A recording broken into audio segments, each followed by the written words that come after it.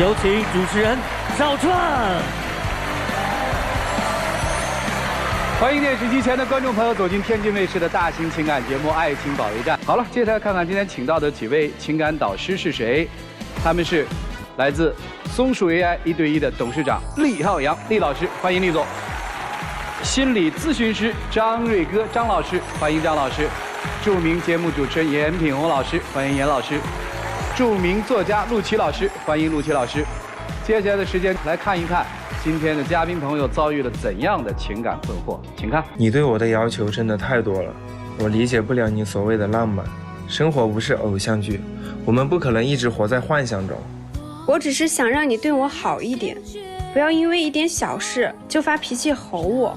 我们刚在一起的时候，你那么浪漫体贴，为什么现在就像变了一个人？你每天逼着我学诗词，我真的不喜欢。难道只有什么事儿都听你的才算是好男人吗？我理想的爱情就是有人问我粥可温，有人陪我立黄昏，把日子过成诗，难道不好吗？你现在这样，真的让我们的爱情看不到希望。有请这对嘉宾，有请。小吴24岁，来自四川，家居器械；小廖22岁，来自四川待业。有请小廖，有请。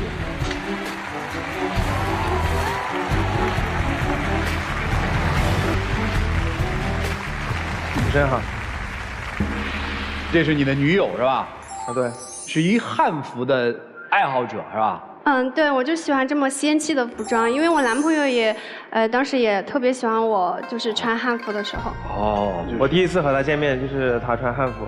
我们两个相识的就是特别像偶像剧的场景，因为当时我就穿这一身服装，然后去卖酥饼，然后那个时候他在旁边买水果，看他长得挺帅的，然后我就想拿着手机拍一段视频，然后结果他买完了水果就找我来买酥饼，那个时候就通过商家信息就加了我的微信，然后我们在微信上呢也聊得特别开心。第二天晚上他就过来找我了，他就说他在学校迷路了，让我去接他。然后他就在那个操场上就摆了99个心形的苹果，就站在了那个中间，然后手捧了一束鲜花。我走近的时候，他就一直说你做我女朋友嘛，我都还没反应过来，他直接说你默认就当成我女朋友了。哦，那是要感谢这身汉服是吧？还是要感谢那99个苹果啊？但是年轻人这个挺好，浪漫嘛，在这个阶段，怎么了？后来怎么了？就刚开始的时候觉得他很浪漫嘛，相识了1个月过后，就会觉得他对我越来越不上心。我觉得我们之间的爱情故事用一句诗句来形容，就是人生若只如初见。前1个月的时候就已经圆满大结局了，后面的话就算狗尾续貂了。我觉得我一说话他就开始不耐烦，开始凶我，要怼我。啊，怎么回事你？我觉得他对于爱情的向往太过于幻想了，要求太多了啊！他要求什么呀？要求我每天早上起床给他发消息，中午得给他发消息，只要有时间就得给他发消息。啊，要求也不高吗？我就想让我们感情走近一点，因为我们刚开始本来就不了解，你是属于一见钟情的，我就想给我们之间多制造一点浪漫，这样不好吗？我们在一起那么久了，我觉得没有那个必要了吧？我们都属于成年人了。你们俩谈恋爱谈了多久啊？有差不多1年了。哦，日子不短了啊！我就想通过这些小事情看一下对我是不是真心的。那您给我们讲讲小事情，我们帮您看看。啊，就因为有一次他跟我说他想去游乐园玩嘛，因为他那天休假，我那天刚好要赶论文，没有睡几个小时，就陪他去游乐园玩。他当时都没有注意到我身体已经很不舒服了，我们就去坐那个很刺激的过山车，坐完了一下来我就吐了，他还没有关心我，他就开始怼我了，开始当着那么多人面凶我，说我不关心我的身体。但是你不知道主动去发现这些问题吗？我当时都已经脸色苍白。我还不是为了关心你吗？你身体不舒服，你为什么不跟我说呢？提前。你这是关心人的态度吗？你不应该拿出点实际行动吗？你不应该给我买瓶水喝吗？实际行动，你那时的实际行动，你把手机扔我这儿，人直接就不见了。我在游乐场找了你整整2、3个小时，那个游乐园的大喇叭也吼了，也找不到人。后来我才知道，你直接就回去了。我不走，我还是在那里等你骂吗？我都已经很不舒服了，我就想回去好好休息一下。我是一个女孩子，你为什么就不主动的关心，不主动的说做出实际行动送我回去？你为什么当时那么凶我呢？难道你就不考虑一下我吗？难道就只应该考虑你们女孩子吗？我这整整找了你差不多3个小时。听懂了，听懂了。女孩不舒服，强坐过山车下来吐了，男生其实应该安慰一下。那你这对呀，他就一直在凶我，我就觉得行，这事儿咱翻篇啊。说下一件啊。就有一次我们逛商场，出来的时候就发现只有一辆小蓝车在那里了，结果他就抢在我面前就把那辆小蓝车给扫走了。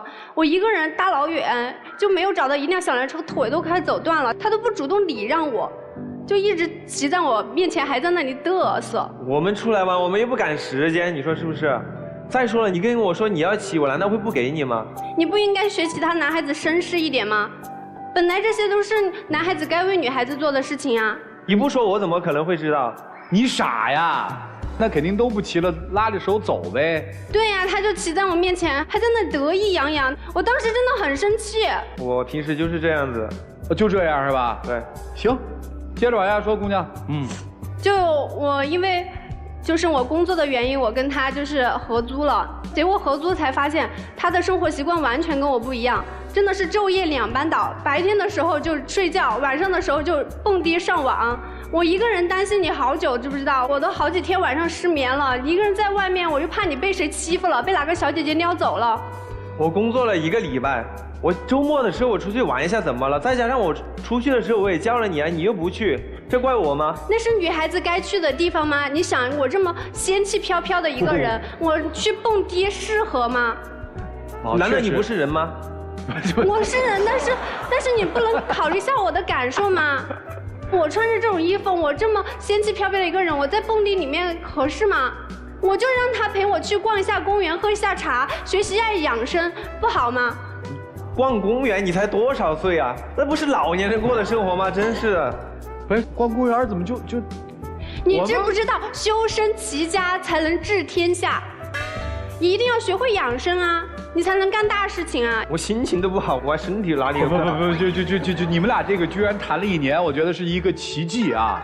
就确实有那个跨时空翻越的这个感觉。因为我之所以喜欢他，就是因为他当时跟我讲，他说他见某地面就说感觉我好萌很仙，然后我跟他相处，我觉得他很会居家，很会过日子那种男人。我就是想那种长长久久的，我不想就说耍1、2天就分了的，那没有意思呀。就是你坚持下来了是吧？对啊。你们俩提过分手吗？就提过，就有一次。谁提的？我提的。哦，提分手。有一次他出去蹦迪，我就说让他不要去蹦迪。我说你出去蹦迪的话，咱俩就分手。结果他当时还同意了。你说我生不生气吗？我那个时候我不是跟你说了吗？我同学大老远的从广东过来找我，我难道我作为东道主，我就不应该陪他出去一起玩一下吗？我都已经强调了，你出去蹦迪，我就要跟你分手。你呢？你去陪你女同学，难道我就没有你女同学重要吗？你是有女朋友的人哎。我当时也叫你去了，你就不去，这能怪谁？然后你说分手，他说什么？他同意了，他说他就当时就走了。我觉得他一点都不理解我。你看我同学那么远跑过来，约着一起出去玩，好几年没有见了。女同学？对。那你就把你的汉服脱掉，穿上牛仔裤一起去蹦一下。我觉得我不适合在蹦迪那里，我觉得不是女孩子待的。而且你知道，我跟他提分手，他还跟我转了1000块钱当分手费。哟，这怎么个意思啊？那天晚上我凶了他嘛，我又出去了，我觉得有点对不起他，我就想稍微的安慰一下他嘛。我就直接给他转了1000块钱，然后他就以为是分手费。我都已经给你提分手了，结果你当天晚上还转钱给我，那不是分手费，那是什么？还1000块钱。我觉得你就当是分手费吧。我觉得你转多了嘛，我觉得你应该转个750给我，留个250给你做纪念。你做的事情真的像个250一样。不吵啊，你当时就转回了250块钱给他，我没有转给他，我觉得我们之间的感情用钱来衡量的话就太俗了，我没有收。后来呢？怎么就好了呢？后来还不是他主动哄我，哄了我1个星期嘛，然后我就说，那行吧，我再看看你表现吧。你还好意思说，就因为这点小事哄了你1个星期才哄好？你这些小事都做不好，你还做什么大事情吗？后来呢？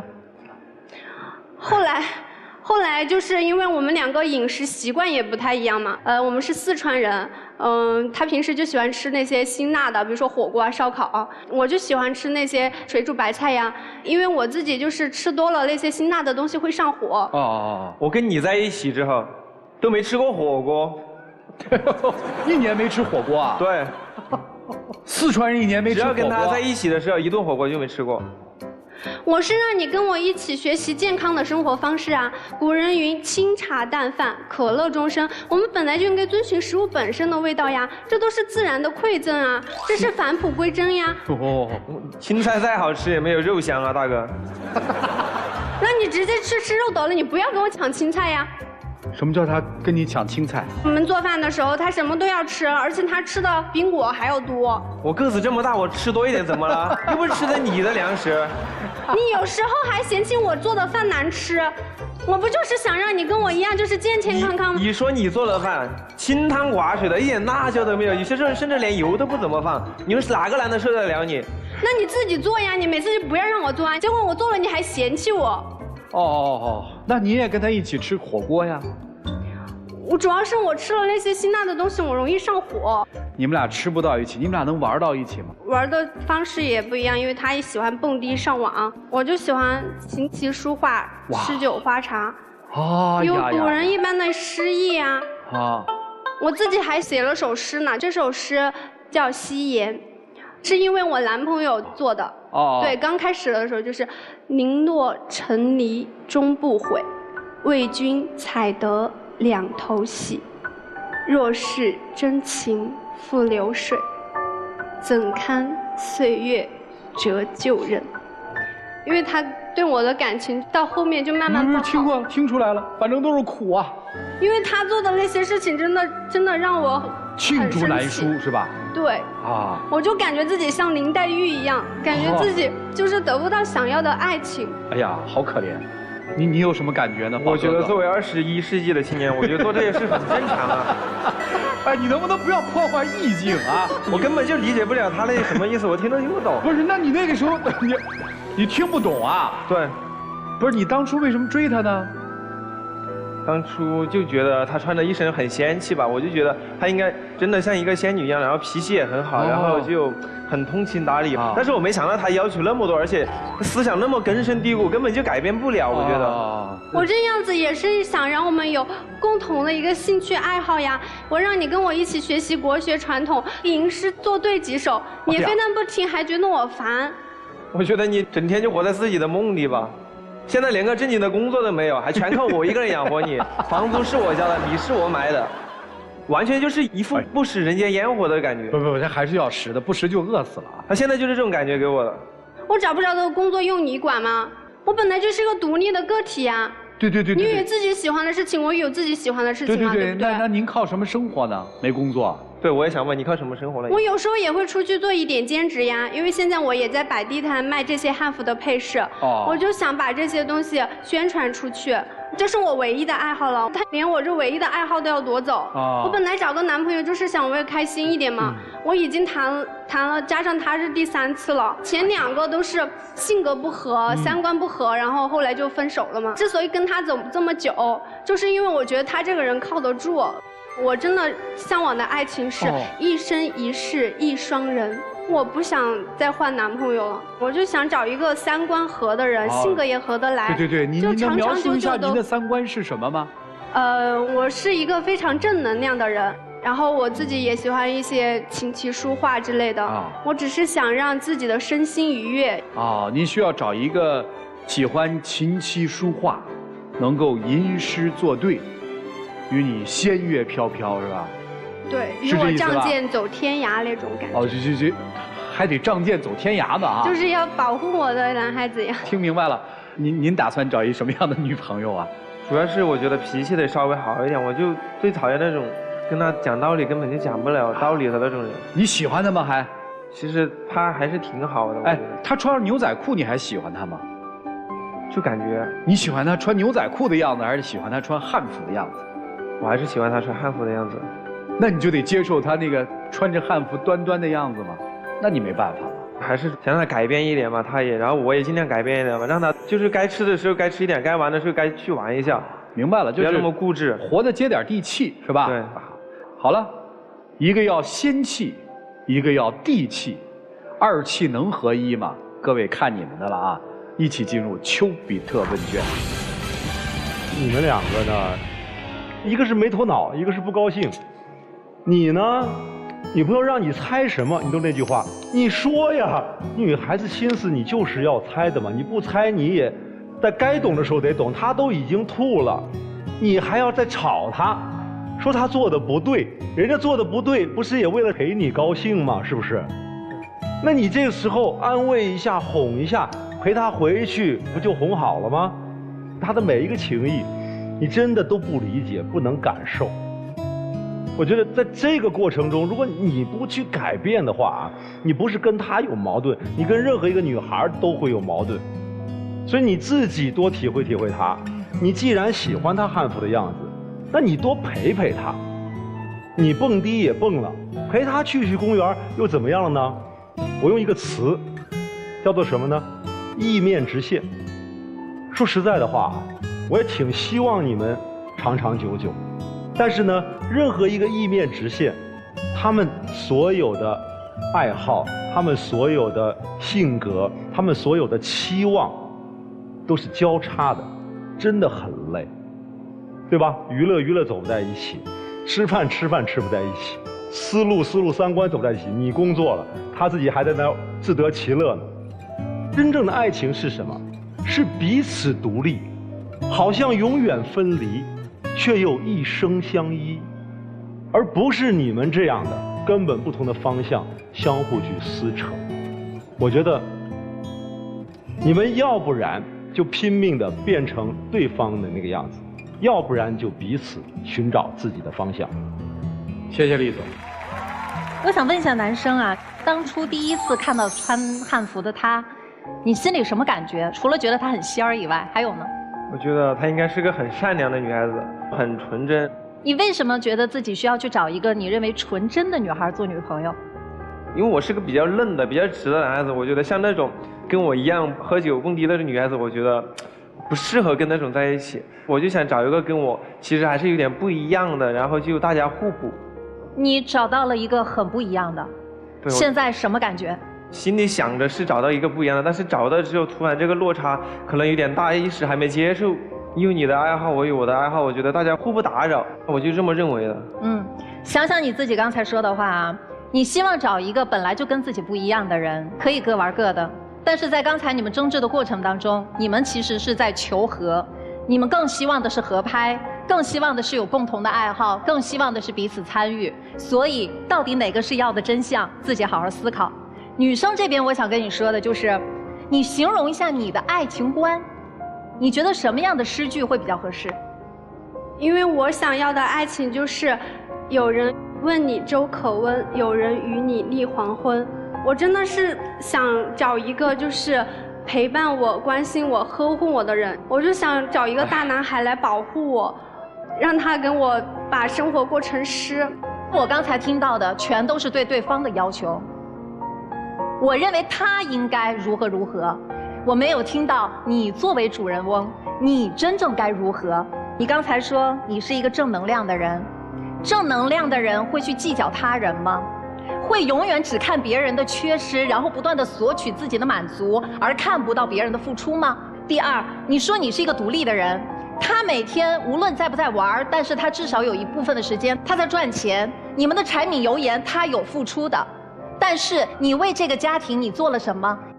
爱情其实是如真如幻的东西，请用你的那个幻的部分，在真实的生活里让你们彼此感觉到心跳，而不是坐在家里一个待业的状态，然后凭空去思想，他受不了的。所以其实我的感觉啊，如果不适合，真的不用强求。我觉得你们有一个那么美好浪漫的一段回忆，我觉得已经很美了，不要再用伤害把它变味儿。谢谢张老师。男生，其实你一点都不懂你的女朋友，你喜欢她的与众不同，喜欢她的仙气和萌，但是你却不接受她的不食人间烟火。你从第一眼看到她，她就是穿着汉服仙气飘飘的女孩，势必和你这样一个很接地气的用双手在奔生活的人截然不同。你为什么不去包容她，欣赏她你最初动心的那一部分呢？女生说我柔柔弱弱，我是很温柔的，但你要知道女性的美德是柔不是弱。你现在真的弱啊，你在这段感情中一点都不占主动权。生活是可以过成诗，但咱先得有人间烟火气吧，肚子都填不饱，怎么写诗啊？所以我真的希望你能够接接地气。我觉得女孩子有一些意境很好啊，但我们是不是也能回头看看生活？我们这个年龄应该做的事情是什么？我希望你好好思考，真正把自己柔下来，温和下来，你会发现属于自己的天地。也许那个适合陪在你身边的人真的不是他，你去找一个志同道合的，能够让你们互相滋养，达到你的意境的人，不是没有的。去寻找真正属于自己的幸福吧。男生也一样啊，好好去过日子，找适合自己的那一半。不要再看重人家的与众不同，又嫌弃人家的和你不一样。找吃火锅的去吧。谢谢。谢谢严老师。来，陆琪老师。你喜欢的东西我都喜欢，我还会吹箫，我也画画、画扇子，你喜欢我都喜欢，所以我挺能理解。西湖边，阳春3月，阳光洒在湖面上，湖边有很多穿汉服的小哥哥小姐姐，在那边走，那真是很有仙气。他们相互看到了之后会相互行礼，就跟他刚才上来的时候像我们一样行礼，特别美。你刚才上来的时候给我们行了一个礼，是个长礼。以前女性用屈膝礼，对吧？对，后来变成了长礼。为什么变成长礼？平等嘛，是不是这个道理？对。那么这个时候就有一个问题，什么是平等？你要求别人对你平等，你有没有对别人平等？阳春白雪很好，你有没有对下里巴人平等？月亮很好，有没有对六便士平等？我觉得你对于你男朋友是不平等，你觉得他不够好，融不进你的圈子，但是你的好和他的好是平等的，我觉得他挺好的，他就是有朝气的，有活力的，有什么错呢？你们为什么不能平等的生活在一个房子底下呢？为什么两种文化是不可以融合和融洽的呢？如果你自己内心都没有这样的平等，那么你又怎么去指责别人对你是不平等的呢？人生若只如初见，何事秋风悲画扇？等闲变却故人心，却道故人心已变。没有变嘛，他本来就是这个人嘛，对不对？一个人身上是可以接受现代和古代的，只是他有时候跟我缺乏沟通。缺乏沟通是他一个人的事儿吗？所以好好回想一下你出来的时候那个礼，那个常礼，为什么我们现在不再用屈膝礼了？想明白了你就知道什么是平等。就这样，谢谢。谢谢陆琪老师。总结老师们的话，其实就这意思。如果想好好在一起，要互相理解，认真沟通。如果觉得彼此不合适，不是你要的那个人，就抽刀断水，不是让你水更流，要的是你快刀斩乱麻，就这么点意思。其实相处也1年多了嘛，当时他跟我讲的时候，就是说我长得很仙很萌，因为我去过他家里，他给我做过饭，虽然说做的也不好吃，但是那个时候我就觉得我感觉像找到家的感觉。虽然我挺向往那种仙气飘飘的生活，但是我也想找一个能长长久久跟我一起共度生活难关的一个人。我其实内心就是一个小女孩，特别想找一个人来保护我，来陪我走下去。我觉得你平时的时候对另外一个男生要求真的不要太多了，而且你也可以适当的去接受男生的一些喜好。哎，姑娘，一个男人做一顿饭都不好吃，你还觉得他踏实？你自己不会做饭呀？因为没有哪个男孩子跟我做过饭。你自己会做饭吗？我会做呀，但是他又嫌弃我做的不好吃。对呀，这不就完了吗？第二，记住一点，你是个小女孩，如果你是个小女孩，就别谈恋爱，老是这个心态，你怎么开心的生活呀？谢谢两位，请回吧。请开门。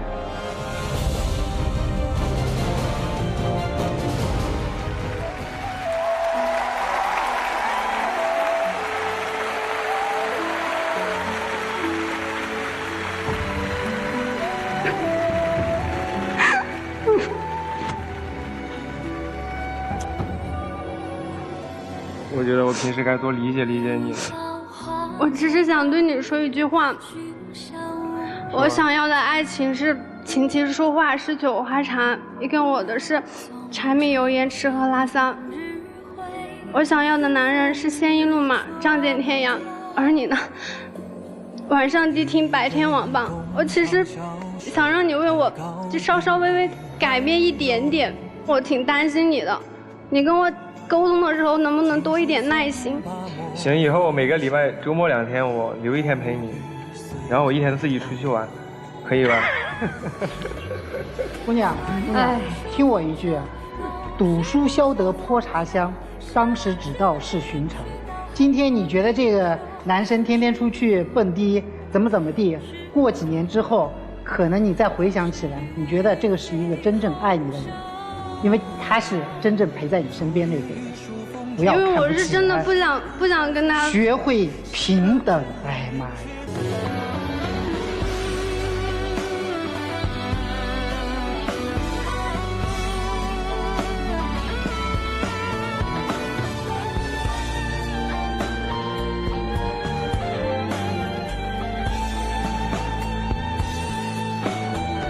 谢谢两位啊，请回请回啊。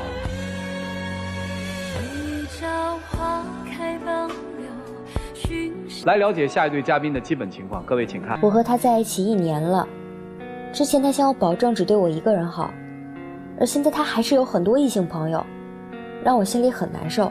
我这人性格挺活泼的，结交的朋友很多，我觉得这很正常，可是他总是疑心病很重，我希望他能对我有点信心。有请这对情侣，有请。小徐26岁，来自河北学生，有请。小吕25岁，来自河北，总经理助理，有请。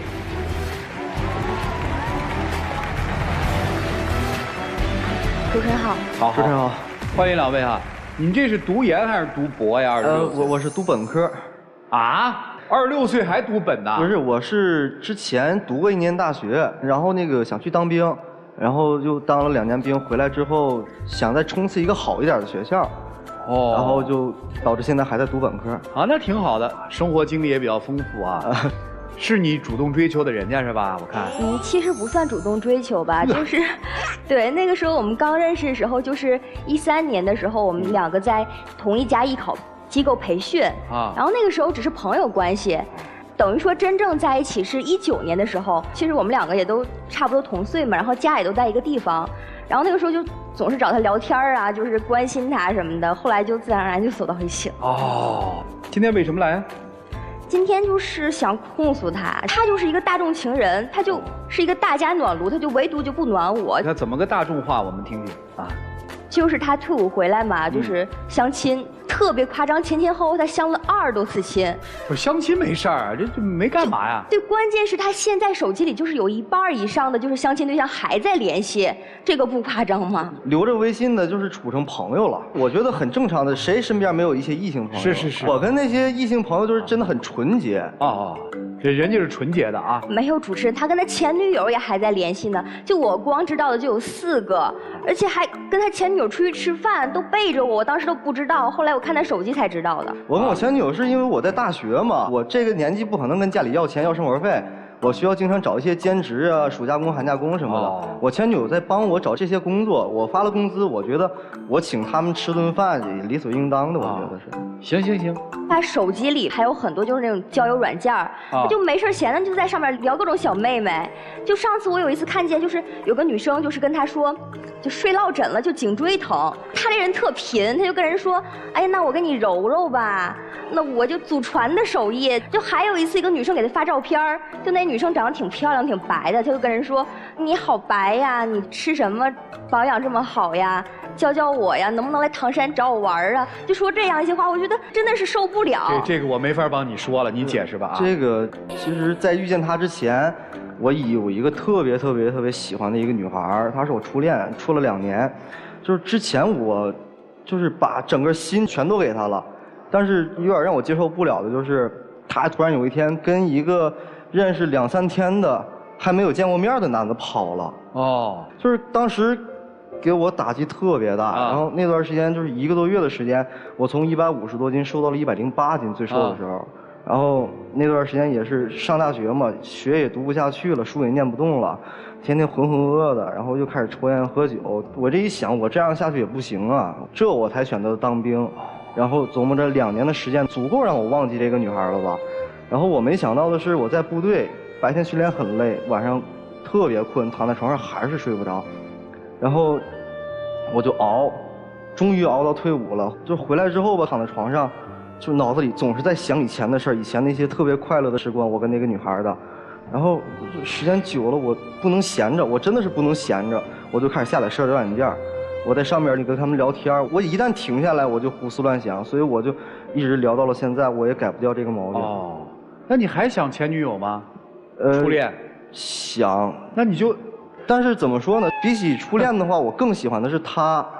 不对呀、你更喜欢的她，按你那说法，你那初恋让你从150多瘦到100几，然后每天都是思念。现在有了她，你就应该全身心在她了。就是因为怎么还有那些小姑娘呢？就是因为她的出现，就是之前我那个初恋嘛，把我伤得挺深的，我那心都碎了。后来我不是又处了4段嘛，然后那4个女的，就是没有人愿意陪我，没有人愿意跟我聊天什么的，不像是处对象的。只有她给我了一种特别温暖、特别温馨的感觉。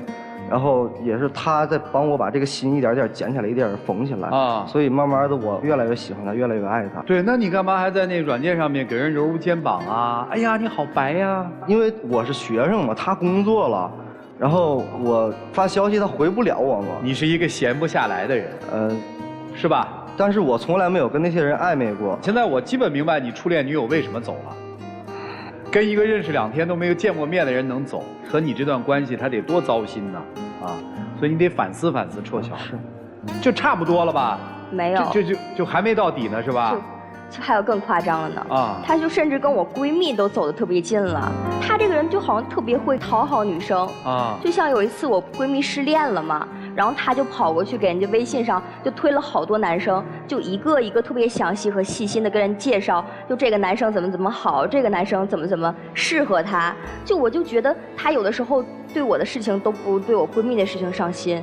主持人，我跟她闺蜜也是朋友，我俩处之前就已经是朋友了啊。我也是在帮她走动她跟她闺蜜之间的关系，而且我跟她闺蜜就是很纯洁、很纯洁的。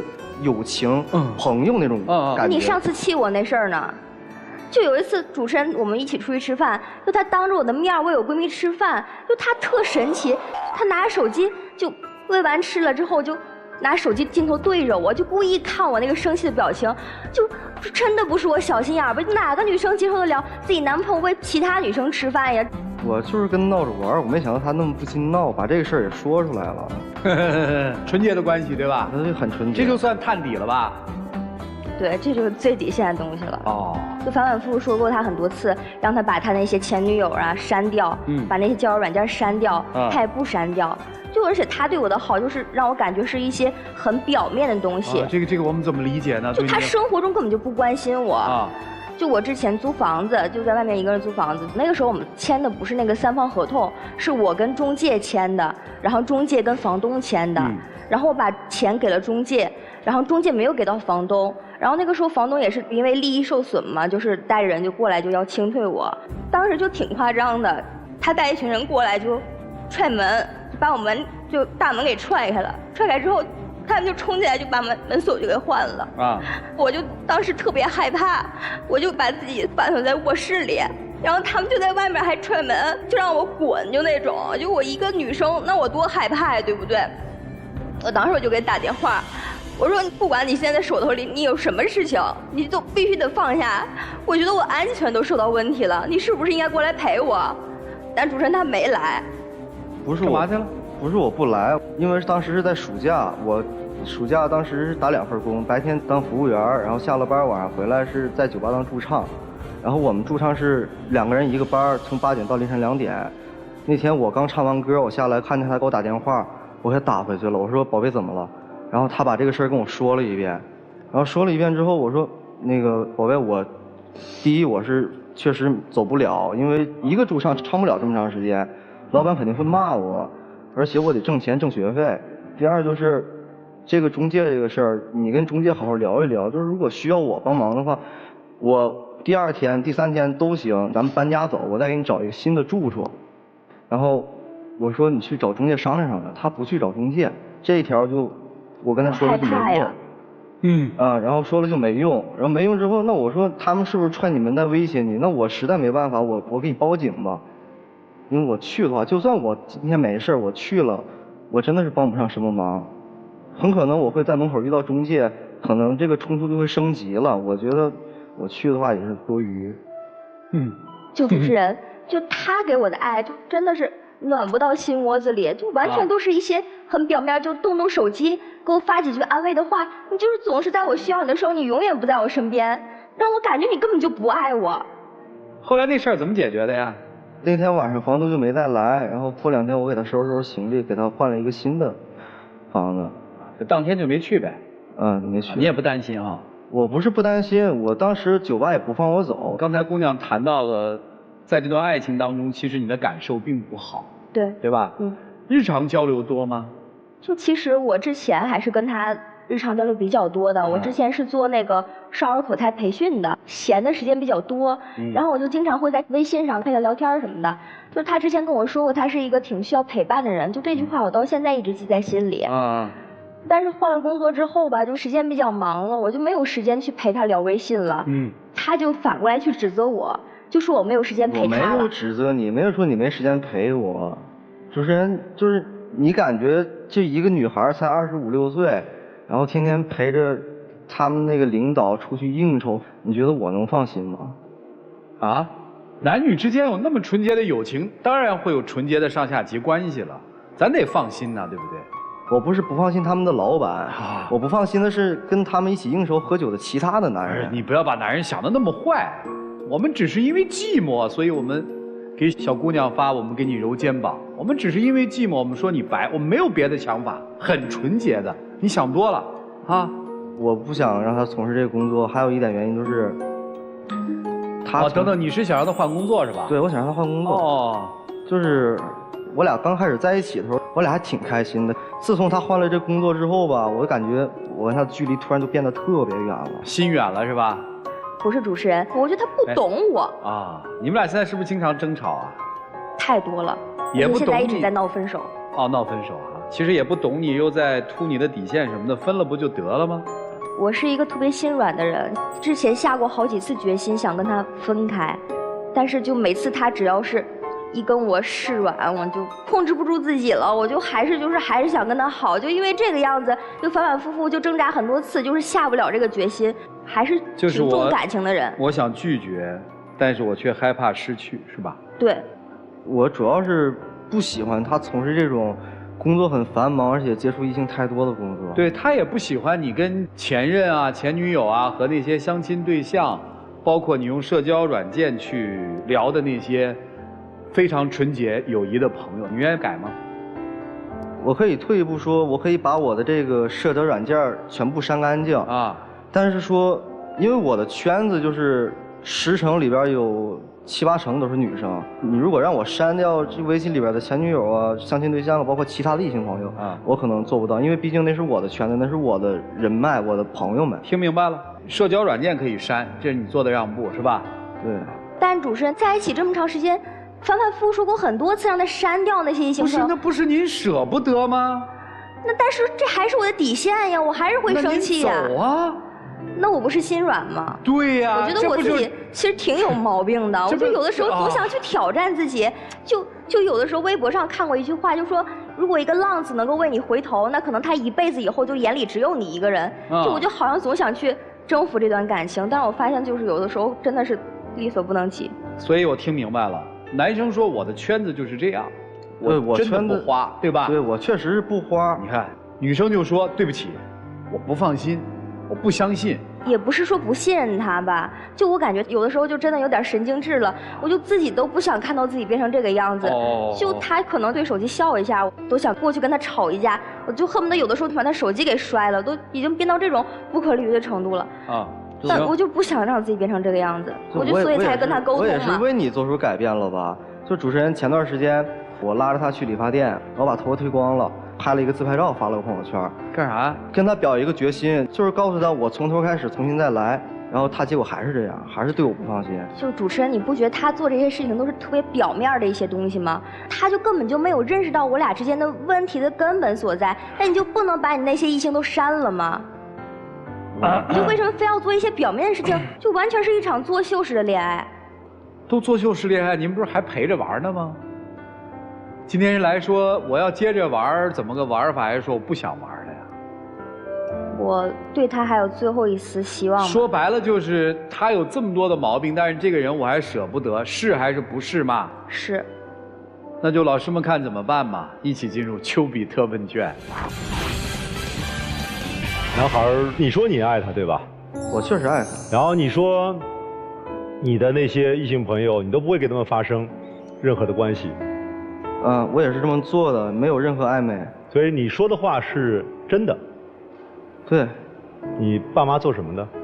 啊？爸妈做什么的？我爸是搞设备的。好，妈妈呢？我妈妈就是库房的那个库管。那你的祖传的按摩绝技，跟谁学的？就是老师，我这人就是这样，就是贫。我从小到大就喜欢跟人扯。可真了？那你贫一个实诚的女生干嘛呢？你真的是爱她吗？你为了你的前女友，你自己痛到什么程度？整夜睡不着，我都能感觉到那种痛。而你对你现在这个女友呢，你还说你爱她，我觉得连1/1000都没有。你有哪怕关心一点点她，你因为你的前女友，照你说的可以去玩各种的软件来舒缓自己，那你为了现女友的爱，如果你真有爱，你为什么不能删掉所有的软件，然后呢拒绝所有的女生？你更夸张了。你说我是有底线的呀，你突破了我的底线了。我的天呀，他一辈子会突破你10000次的底线，你懂吗？因为无所谓啊，反正你都会跟着他呀。你自己都说浪子回头金不换，你自己都说你根本就没有办法去改变他，你还没看出来，在你们俩之间的感情中你是什么？都按摩了，都祖传了，都白了，这也就算了，当着你的面还喂饭了，还要怎么样的底线？这些都算了，在你一辈子最恐惧的极致的一次，他唱个歌他都不来。他明明已经下来了，你打个车回去把他接过去要多久？你跟酒吧老板说一说，他老板能不理解你吗？老板说不定还给你配个保安一起跑过去呢。你跟你同唱的那个人说一说，3个小时算什么？川哥一天说8个小时呢，唱3个小时怎么了？这个时候你就是丢掉工作，怎么了？你现在不还是没工作吗？你都不肯去，你还想什么呢？还要陷多深？还要陷多久？你自己定。我在这2个人身上啊，我看到了人生当中几大非常悲哀的事儿。我以为我爱你，但可能最后会发现，我爱上的只是爱你的那份感觉和收不回来的那份不甘心。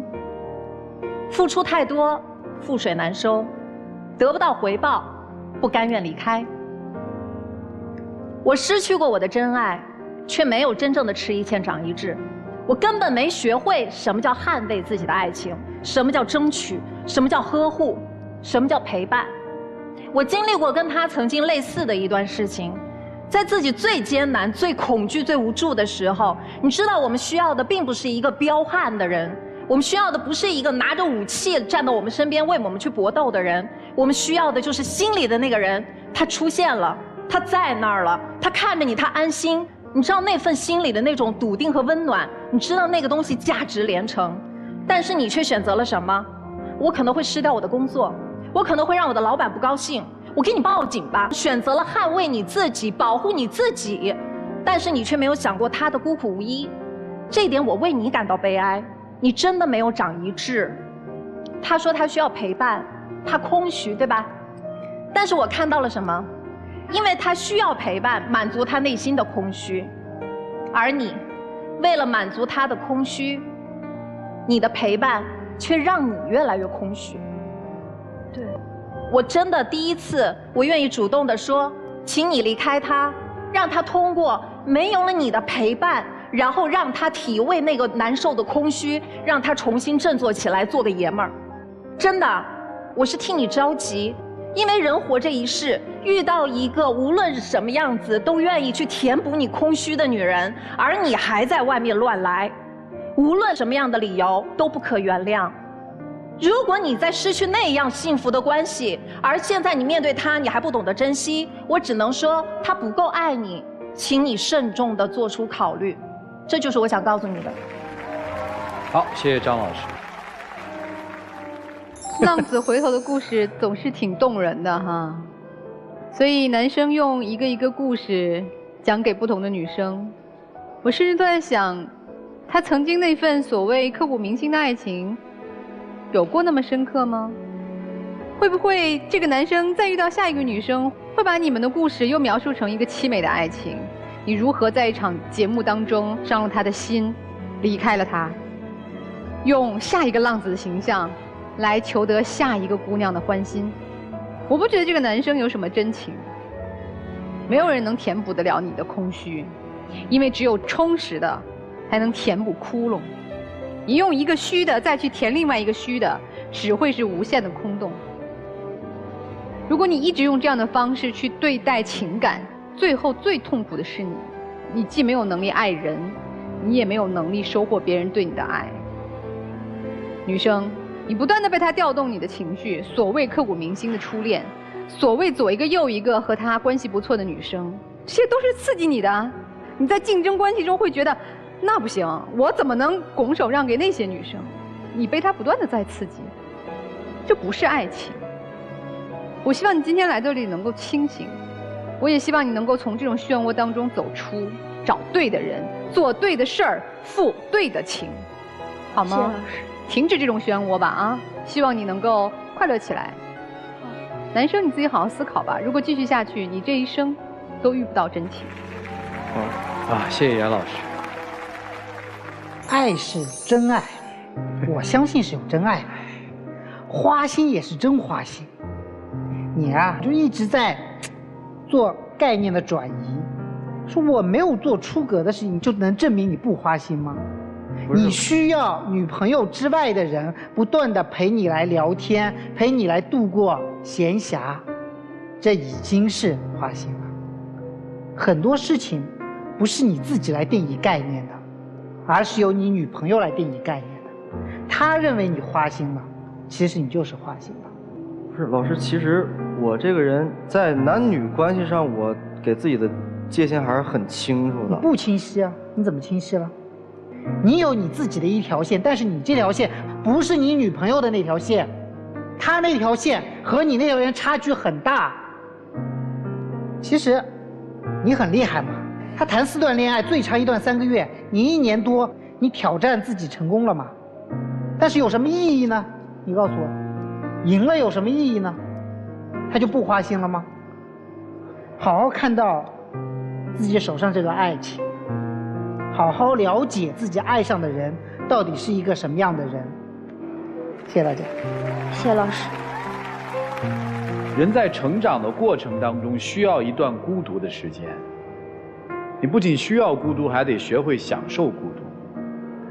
因为只有这个孤独才让你沉下来思考出很多问题。你就是没有这种思考的时间，用空虚填补空虚嘛，就变成了一个巨大的黑洞。你琢磨琢磨这件事儿是不是这个道理？同样的道理，学习享受孤独，也是一个女性成长的过程。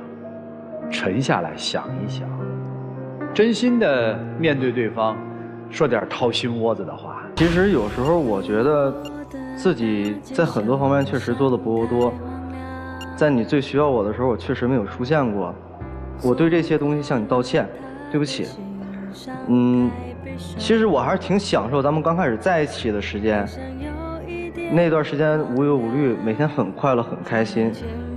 我之前看过一个视频，上面说该到什么年纪该做什么事儿，咱们就踏踏实实做什么事儿。咱们既然选择了恋爱，我觉得咱们就将这段恋爱继续维持下去。至于结婚是以后的事儿，咱们不要往太长远的想，过好当下的每一天，我觉得才是最重要的。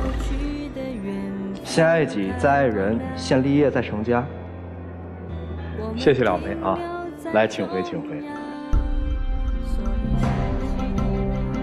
本节目唯一的官方报名电话是0223606301，有情感困惑的观众朋友可以拨打我们的热线电话来报名参与我们的节目，不收取任何的费用，大家千万不要被骗了。接下来我们就看人家自己的选择嘛，请开门。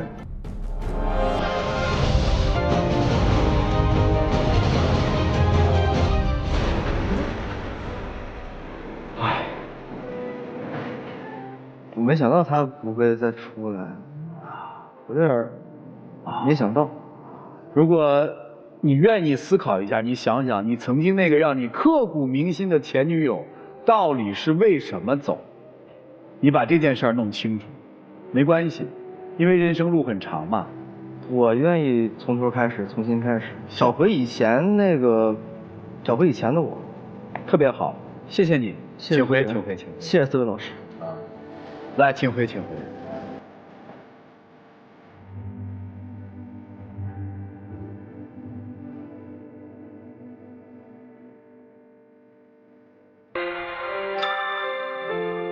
有网友向我们提问说，谈了3年的男朋友总是吵架，那最近吵架呢？他说定一个1年之约，1年之内是朋友。他说特别期待明年时间到的那个时候。请问这是什么意思呀？我们是感情淡了，还是他想跟我分手？我想呀，他就是委婉的，不想伤害你的，跟你提出分手，但是他还想把你当做他的备胎，所以你要注意喽。下期节目再见，谢谢大家。